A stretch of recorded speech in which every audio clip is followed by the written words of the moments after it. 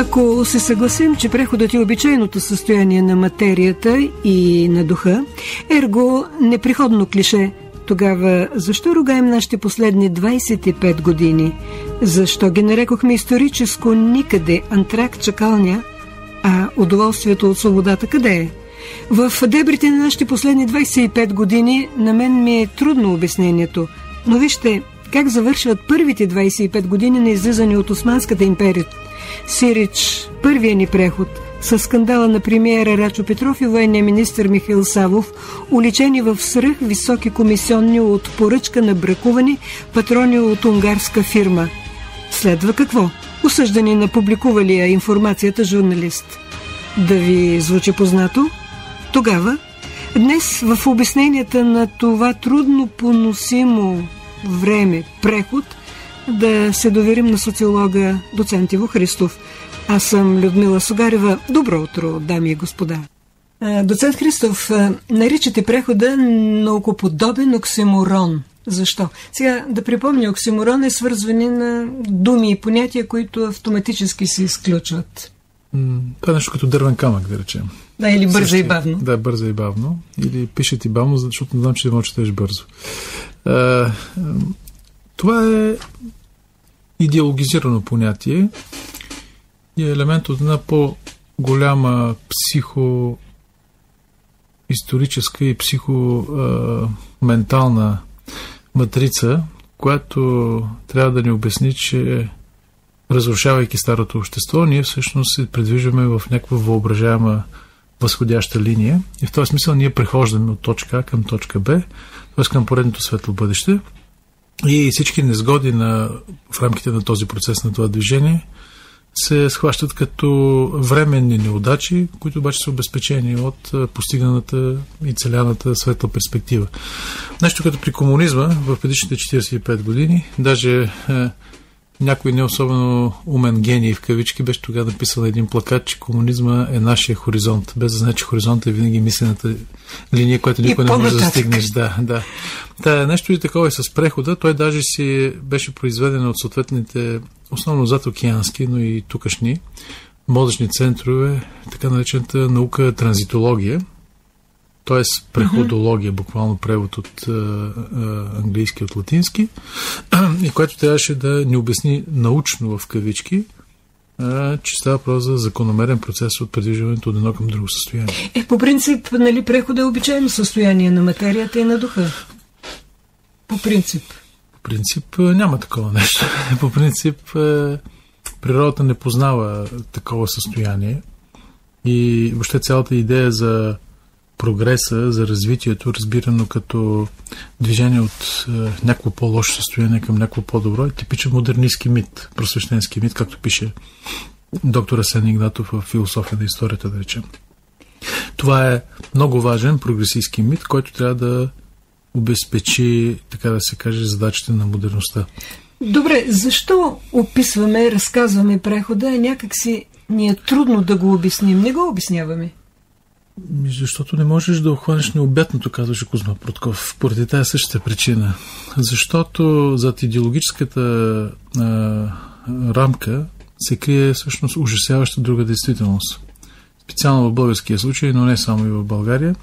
Под преход всъщност наричаме ужасяващия процес на деградация на едно относително модерно общество, което беше българското до 89-90 година, и сриването му обратно в бездната на третия свят. Ние преживяваме, и това не са силни думи, се позволя да се самоцитирам, ние преживяваме четвърта и според мен последна национална катастрофа, с което няма да има пета поради липса на субект. Какво казва Георги Лозанов? Че преходът се превръща психологически, даже в психиатричен проблем.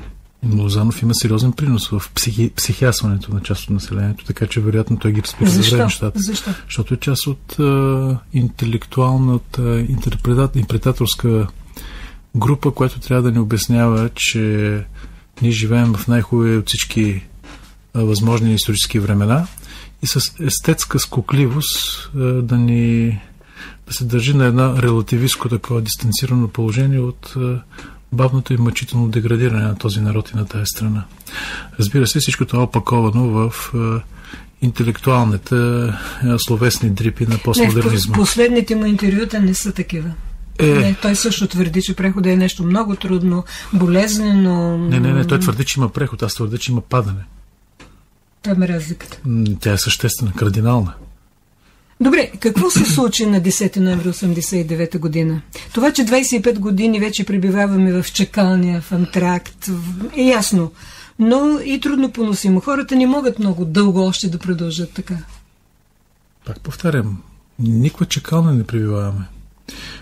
Къде пребиваваме? От 25 години ние пребиваваме в задния двор на Европа, превръщаме се в периферия на периферията на Европа и вероятно в предния двор на Африка.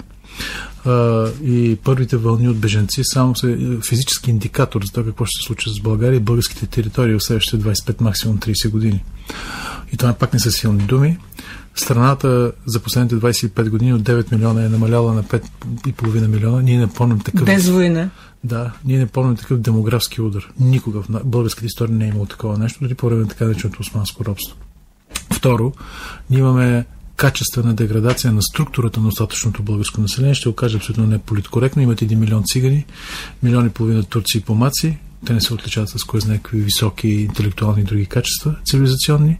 И някъде около 3 милиона остатъчно българско население, за съжаление, в по-голяма част от него в предходна или преходна възраст, да използвам това, а пък наличните млади генерации, аз като университетски преподавател мога да го кажа убедено и бих могъл да се аргументирам, една значителна част от тези млади хора, които остават в България с много ниски интелектуални и общи качества.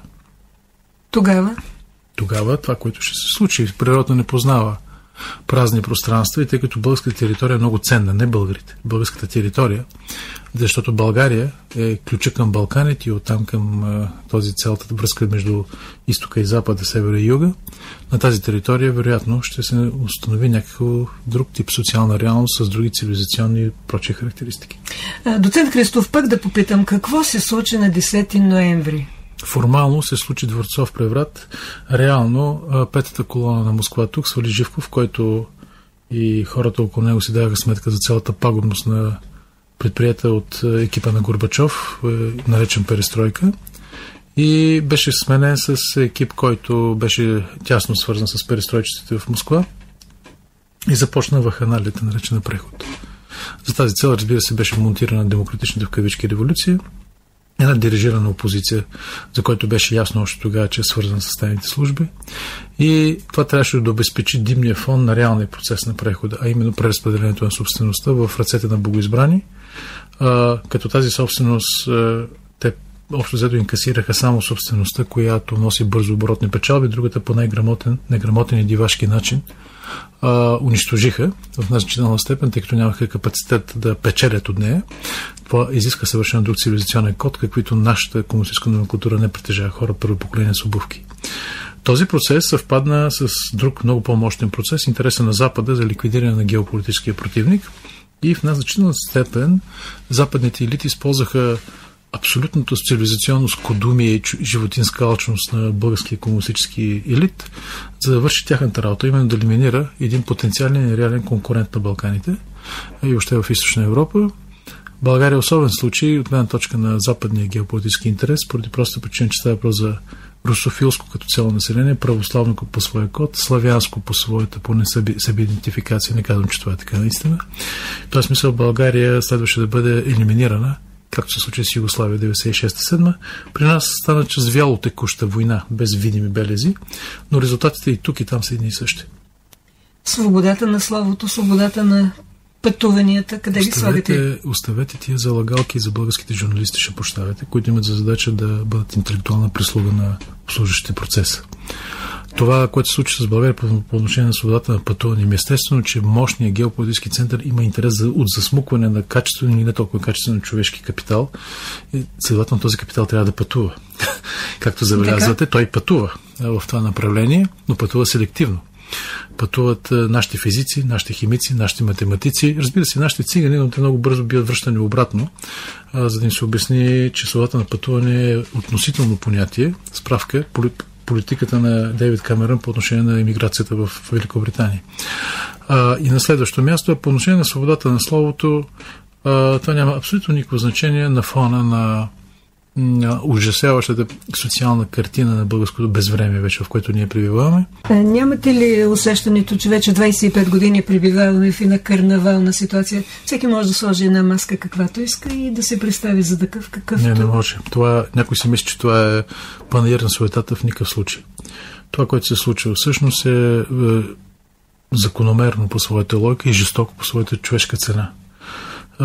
Една относително модерна страна бива вкарана обратно в бъдещето на едно минало, едно цивилизационно неоварварство. Не, аз имам предвид нещо друго. Да кажем, един човек на ДС може да сложи една маска, да се представи като десен политик, да се обяви за дисидент. Веднага ще ви кажа, защото вие все пак търсите някаква символност, аз се разбирам напълно в една медия. На 10 ноември свалихме Тодор Живков. Не ние, неговите другари. На 10 ноември 2014 година назначихме неговия Гавазен да не бъде втори път премиер. Какво да говоря повече? Не знам. Добре, нали преходът трябваше да е време на кръста и на чесъна, с който да се гонят призраците, както се казва, а той запази шизофренията на соца. Но не запази активите на соца. Това е драмата. Защото общества като Чехия, като Словакия, като Словения, дори в някакъв смисъл Хърватска и разбира се Унгария и Полша, те надсториха върху реалните успехи на социализма. И в този смисъл там прехода нямаше тази цена, която има в България. В България цената на прехода е, че всъщност страната беше върната, повтарям, във варварството на едно съвършено предмодерно битие, докато в Централна Европа това не се случи. Затова, между другото, има и сериозни, както вътрешни, така и външни геополитически причини. Никой няма интерес от отварянето на цивилизационна дупка до собствените му граници. Все пак от Виена до Братислава е половин час с трамвай. И все пак ние нямаме нито Орбан, нито Ердоган. О, Боже. И въобще. Не сме го имали. Хайде да бъдем честни. Първо, по отношение на Орбан. Кога България се е сравняла с Унгария? Велика имперска нация. В буквалния смисъл на тая дума. Да не говоря пък България да се сравнява с Турция. Ердоган, през всичките ми резерви към него, е self-made man. Това е политик, който тръгна от най-ниското мизерно стъпало на турското общество. И сам стига до върховете на турската политическа, така се каже, върхушка.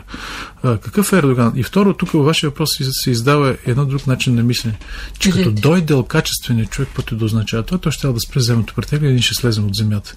Няма такъв филм. Това показва, прощавайте, доста. Айде да не се обиждате, но... Не се обиждам. Да, по-скоро за нашите слушатели. Българите са убедени, свято вярват, голяма част от тях, че сложните проблеми се решават просто и един Крали Марко ще ги реши с махването на пръчка. Силната ръка. България, само в българския фолклор и в македонския, който показва техния български произход, разбира се, има народна приказка, която се казва "Кърпички, дай да ям". В холандските приказки се говори за момчето, което се сложило пръста в дигата и спряло океана с цената на живота си. Ние през цялото време вярваме в лесните решения на сложните проблеми, които показва инфантилизъм на мисленето.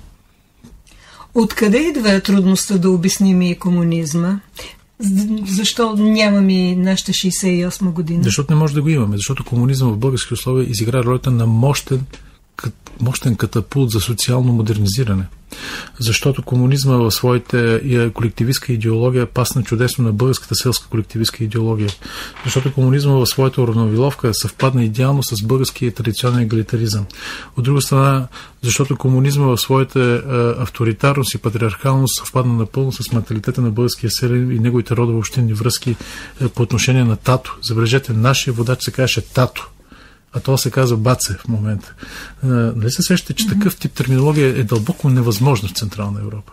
И в този смисъл, отвъд обаче тези естетски невъзприятия на комунизма, комунизъм за България изигра изключително, бих казал, прогресивна роля. България никога няма да преживее този век, който преживя по времето на диктатора Живков. В условията на управлението на Живков за тези 35-40 години, малко повече, България стана сред 35-те най-развити страни в света. В момента сме някъде около 67-80 място. Но казвате диктатора Живков, значи какво ни е потребно? Вижте, ако оставим на страна политическата злободневност, То си има литература по въпроси. Навсякъде, където изостанали общества се опитат да догонят модерността, се преминава през етапи на авторитаризъм. Справка. Гърция, режима на полковниците. Турция, целият възход на Турция, който в момента всички се дивят, е продукт на 65-70 годишна диктатура, започна с диктатора Кемал Ататюрк, който е баща на турците и до момента. Вижте какво се случва в Португалия, революцията на карамфилите. Вижте какво се случва в една Испания. Испанското икономическо чудо е продукт на Франко, а не на демокрацията. Демокрацията е цвете, което расте върху продуктите, които просветената диктатура дава на едно изостанало общество. Вижте какво стана с Чили. Най-развитата в много отношения страна в Латинска Америка. Разбира се, има и другия пример. Аржентина. От диктатура в диктатура и в момента в фалит. А защо нямахме 68? Защото не може да има. Пак ви обяснявам. Защото 68 е продукт на съвършено друг цивилизационен контекст. 68 е възможно в една Чехия. Страна с висока хабсбургска сега традиция. Толкова народ се пише на дисиденти. Естествено, че това е... Какво да кажа? Народ, който се специализира в това да посреща освободители на Орлов мозък. Какво да кажа повече? Защо българската десница не можа така да построи добро общество? Защото няма десница, защото в България не може да има десница по определение, защото това е оксиморон, това е дървен камък. Страна с 80% сиромашко население да твърдиш, че десницата трябва да бъде водеща политическа сила, означава, че си или глупак, или демагог, или комбинация от двете. Как може да имаш десница в едно примитивно, изостанало, изключително социално, изпаднало в гърчовете на социалната диспропорция и общество? Вие знаете ли, че по индекса Джини, това означава разликата в доходите на първите 10 и последните 10% в едно общество, ние се нареждаме сред азиатски и африкански страни. Вече. България има крещящ социален въпрос, но вместо българите да го решават с конфликт, с социална революция, те го решават с смърт. В буквален смисъл на думата. България умира, тя не става, да възстава. Добре, БСП го наричате предприятие в ликвидация. Естествено. БСП играеха ролята да бъдат фронтмен на активното мероприятие, наречено преход, през което жертвите на прехода трябваше да бъдат водени към злачни пасища. Ще го кажа зловещо. Задачата на БСП в тези 20-25 години беше да водят все по-застарящия електорат през избирателните урни към гробищата. Добре, тогава пътя кой е на България? Какво ни предстои? Това, което ви казах преди малко. След 25-30 години друг цивилизационен код. Не означава, че българите ще престанат да ги има тук. Ще бъдат нещо друго. Това вече се случва пред очите ми. Аз вече виждам през моите студенти, не само тук в Пловдив, но и в София и на други места, виждам през общия психоментален тип, който се налага в българското общество, едно все по-изпростяващо, все по-примитивно, все по-грубо общество. Ничето не е било такова, да речем, преди 9 септември, но то се е крепяло на здравия селски атавизъм и земята, която все пак е крепяла българския социален код. Сега това го няма. Добре, но ние с вас имаме така един стар спор. Къде е причината? И аз, например, пак ще ви кажа, че... Менталитета ли? Менталитета. Вие сте специалист по менталитета. Не, че съм специалист, но... Вижте сега. Няма никакъв менталитет. Вие заварвате менталитета като някаква дайност, както че има земно претегляне. Менталитет е исторически продукт. Добре. Съм имал възможност да кажа в това студио, думата вандализъм проистича от германското племе вандали, които са прадядовци на днешните законопослушни германци. Няма такова нещо като вече менталитет. Добре, тогава, хайде коментирайте това. Значи, излизане от Османската империя, със строежа на държавата първо се взема временното руско управление. И тогава, те създават проекта за органически устав. Въпросът е спора. Сега какво става? От името на бъдещите консерватори Тодор Икономов настоява за въвеждането на двустепенни избори, избирателен ценз и втора камара Сенат заради, забележете, явната склонност на българите към рушени и увличани по вятърничеви идеи. А пък Петко Славеков му отвръща какви са тия бабини деветини. Да, той говори за Сената като станция на кривите дърва. Тоест, ето още тогава българите склонност към рушение. Не оставете тази работа българите. Няма такова нещо българите. Казвам го като социолог. Българите от 1879 година, когато се развиват събития, за които вие ми говорите. И българите от 2014 година са съвършено различни социални животи. Ама казвам ви, съвършено различни. Това, което Петко Каравелов или Тодор Икономов интерпретира позитивно или негативно, е българската селска маса. Това е съвършено друг социален персонаж. А българите от 2014 година е много разнообразно и различно нещо. Това е атомизирано същество, това е трето поколение на бившите заселени в панелните градове, за да обслужат социалистическата индустрия. Това са хора, които са станали, вече не са селени, със съответните атавизми селски, но и все пак и с здравия селски цивилизационен код, но не са станали и граждани в модерния смисъл на тая дума. Това е социална маса, която може да бъде влачена, манипулирана в една, друга или трета посока и цялата българска политическа история на прехода го доказа безспорно. Това е със съвършено друг тип социални реалности. Така че да се говори, аз съм категоричен противник да се говори на ангро българина въобще. Това го прави една друга псевдонаука, която се нарича народопсихология. И защо псевдонаука? Защото е псевдонаука, защото това са тесни специалисти по общия лав, нямащи елементарна представа първо от литературата по въпроса. Не общо специалната литература, има сериозни исторически изследвания, социологически изследвания, антропологически изследвания. Как се формират менталитетите на народите? Какви са социални... Добре, как се формира? Защо при нас, аз продължавам да твърда, каквото и да чета. Добре, връщам се и към Захари Стоянов, и към къде ли не. Миг се едно и също. Не е се едно и също. Как не е се едно и също? Не. По времето на Захари Стоянов българските овчари са прибивали българските комити, както са ги наричали, и са ги предали на турците. Самия Захари е такъв. Така. В 2012 година наследниците на тия овчари разгромиха Османската империя в източна Тракия. Сега навършиха, имаше годишнина от това. В 1925 година клаха собственици народ, както турчен го е клал, Антон Страшимиров. В 1944 година същите тия хора казваха всичките да бъдат осъдени от Народния съд и ръкопляскаха на 30 000 избити от комунистическия режим. България има най-висока норма на избити хора извън Съветски съюз в бивши източен блок. В същите тия хора на 10 ноември 1989 година крещяха долу тирана да живее свободата. Което значи, че нямате устойчив психоментален тип. Имате някои черти, които са устойчиви, а други, които се променят. За тях става дума. За тях, които са устойчиви. Те не са доминиращи. Същите тези българи, примерно, създадаха Боинг. Главният инженер на Боинг е българин. Същите тия хора, част от тях, разбира се, създадаха едни от най-сериозните физически достижения в Дубна, в Москва. Същите тия българи, поставени при съответните други условия, вършат чудеса в една, друга или в трета сфера. Затова казвам, че съм противен да се говоря на едро. Но от друга страна има общи закономерности и те са факт. А те се изразяват в следното. Не може, ще прощавате за силната дума, от едно чубанско общество да очаквате висша форма на цивилизация.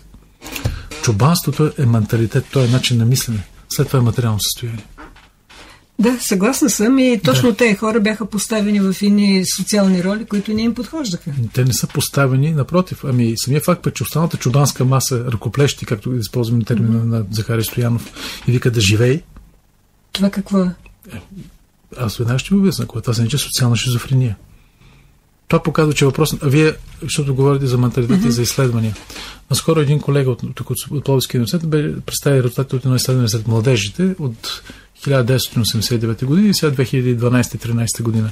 Вие знаете ли на кое място сред тях е участието в политическа дейност и интерес към политиката? На последно. Да речем, българската младеж се интересува много повече от това какъв парцал се продават в мола, отколкото какъв тип политика ще се реализира на терена. Това е дълбоко резистентно и дълбоко, ще прощавате за термина, как да го нарека, не интересуващо се от реалните механизми на съществуването на този живот хора. Това е. Когато едно бившо селско общество в рамките на историческата компресия на времето от 50 години го вкарвате от кошарата в мола, то ще има този тип поведение. Какво излиза? Няма никакво бъдеще България ли? Има, аз го казах за трети път. Това ще е бъдещето.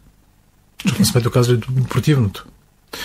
Трябва да се научим да живеем с митове, да живеем с спокойна увереност пред жестоките реалности на нас самите, българите. За това какво е нашия живот, докъде се простира нашата отговорност и какво ни очаква за напред. Вижте, тук има два менталитета. Вие ще говорите за менталитет. Един е за всички наши беди да бъдат обвинявани външните фактори. Така. Великите сили Европа, проклета и треклета, да бидеш ти Европа, отпее една македонска песен от 79 година, 800, говоря. За това, че развалила Сан-Стефанска България. За това са виновни съюзниците разбойници и всички останали, разбира се, само не ние сме в бяло. Другия модус, той е коренно противоположен. Той каза следното. Ние сме мизерници, ние сме... остави го българска работа, всичко е въпрос на грешение български ген, на българската природа и всеки друг такъв тип, прощайте, малоумия. Между тия два полюса осцилират различните оценки за българското и българщината. Това, което трябва да е ясно да бъде казано, в нашата ситуация специално в момента е, че в България липсва активно малцинство, което да е наясно, да бъде адекватно на задачите на деня, ясно да съзнава провала на страната. Говоря за структурирано малцинство. Отделни люди има, безспорно, и те са наясно с този проблем, и които да имат ресурси и възможностите за обръщане на ситуацията, поне частично. За това, че си изхвърляте боклука от балкона, не ви винува Международния валутен фонд, това му бъдете сигурно. Така е, но аз си мисля за нещо друго. Защо в България единствено с разрушаването на комунизма и социализма на предишната система някак си се разруши всичко българско? Защото те бяха неразривно свързани. Защото комунистическата държава беше всъщност външната броня на българското общество. Защото то нямаше вътрешен скелет. Буквално, хитиновата обмивка на социализма удържаше това, което се наричаше България. И когато беше унищожена социалистическата държава с всичките негативи или позитиви, всъщност това доведе до разрушаването не просто на един политически режим, а на един социална форма на живот. И в момента пребиваваме в гниенето на останките от тази форма. Добре, силовата модернизация по време на комунизма, тя ли така изтърбуши българската нравственост? Двойно е. От една страна тя даде огромни предимства, огромни шансове. Тя докара селяне в града, направи го гражданин, даде му шансове да развие кариера, да изучи децата си, да получи образование, да стане от чубанин, да стане електронен инженер. Да има тоалетна баня. Не, да стане електронен инженер, защото ние бяхме страната след 10 страни с най-развита електроника в света. Това много хора услужливо го забравят. И така нататък. И същевременно това, забележете термините, които използвах и условното наклонение, той беше доведен. Той не отиде сам в града. Историята не можеш да наситиш. Това е менталитета на хора, чието съдба я правят, а не я правят те самите. Това предопределя значителна част от всичко останало, което се случва с нас. Българите като цяло, въпреки че казах, че не обичам да използвам този термин, българите като цяло считат, че живота трябва да им се случва, че някой друг го прави. Те не са в състояние да се самоорганизират, да идентифицират собствените си интереси отвъд демагогиката на днешния ден и да ги устояват упорито дълго с цената на всичко. Каквото правят гърците, каквото правят арменците, каквото правят сърбите, каквото правят румънците, каквото правят турците. Ние не сме способни на това, за съжаление. Вижте, най-грамадният ни импулс в новата ни история, Балканската война. Един огромен шеметен взрив в рамките на няколко месеца и след това пълно спихване. Добре, тогава защо му спорвате това, което аз казвам, че ето ние не сме способни на това или на това? Защото не е вярно. Ето вие го отказвате сега. Не, аз казах, че нещата са шарени. Има и това и това. Шарени, разбира се, че са шарени. В един народ ще има и светци, ще има и предатели. Не, пак повтарям. Когато тези хора, значи липсва на вътрешна самоорганизация, на вътрешен импулс, на автономия, но от друга страна, веднъж вкарани в тази релса, българите показват чудеса. Който не може да покаже гърка, сърбина или някой друг, или турчина. Ето пак нещо различно, което си го носим. Не е въпрос на носене. Когато 500 години сте имали държава и собствена субектност, какво друго очаквате да се случи? Вие сте, както каза Чорбаджи Марков, чрево адово. Фернан Бродел, големия френски историк, каза, това, което е спасило българите, че са забрели като торни бръмбари в българската земя. В буквалния смисъл на думата. Физически. Даже невидими за своя господар. Но имате и друго. И гърците са били роби. Роби ли са били? Константинопол до 1900 година е 50% гръцки град, етнически. Гърците държат основните културни, търговски, финансови и всякакви други центрове. Защо българите не са го направили? Какво им е пречило? Разходете се в двореца Топкапа в Истанбул и ще видите, че от всички визири, които са изложени там, няма нито един българин. Дори в ренегатството нямаме талант. Не може да се разминеш от албанци, от евреи, от гърци, от бошнаци, на двамата най-велики турски визири за сърби. Аз затова казвам, аз не мога да си обясня къде се разминавам из вас. Аз лично не мога да се... Веднага ви обяснявам. Когато имате селски персонаж, който 500 години е тъпкан по този начин, не може да очаквате, че този персонаж изведнъж ще почне да придобие социалните качества на гърка, на сърбина или някой друг. Защо? Много ясно. Гърка никой не е бил селянин. Той винаги е бил пират, търговец, нещо друго. Той бил градски човек. И рано или късно този градски персонаж реагира по друг начин. Българите не са градски народ. Богу, Пловдив е български град от 50 години. Огледайте се. Към 1900 година Пловдив е наполовина български, наполовина гръцки и турски град. Все още. Да. Това не е градско общество. Във всяка една смисъл на думата. Защо очаквате, пак повтарям, отчубане на завършени форми на гражданска цивилизация? Това е дълъг процес, ти не можеш да изхитриш историята. Нека да погледнем реалността така, каквато е, а не през розовите чела на патриотарство или пък национален нихилизъм. Първа форма за разрешаването на един проблем е обективно да погледнеш проблема какъвто е, а не каквото се иска. Аз имам много колеги, които смятат, че това, което казвам аз, са някакви черни прокоби, въпрос едва ли не на менталитет, на някаквото там друго съсетите. Това се едно се доста на огледалото, че показва такива, които сте. Това е положението. Аз мога да го докажа, те не. Добре, вървим към край на нашия разговор. И искам да завършим с Радичков. Да. Питат го в едно интервю. Какви размисли ви вдъхва актуалността? И той отговаря: актуалността е като сладката вода, която реките несекващо изливат в океана. Но от това той не става по-сладък. Запазва соления си вкус. Дълбоката му същност остава непроменена. Така е. Ще го кажа с други думи. Това са непрекъснатите трептения на сиюминутния проблем, на сиюминутния живот. Те не променят дълбинните, големите, мащабните процеси, които предопределят нашето битие, днешното утре или нашето сега и нашето минало в някакъв смисъл. Това са сложни процеси. Дори да бутнете Марково тепе, от това няма да смените геологичната структура на Пловдивското поле. Това искам да кажа. Благодаря ви, доцент Христов. Yes.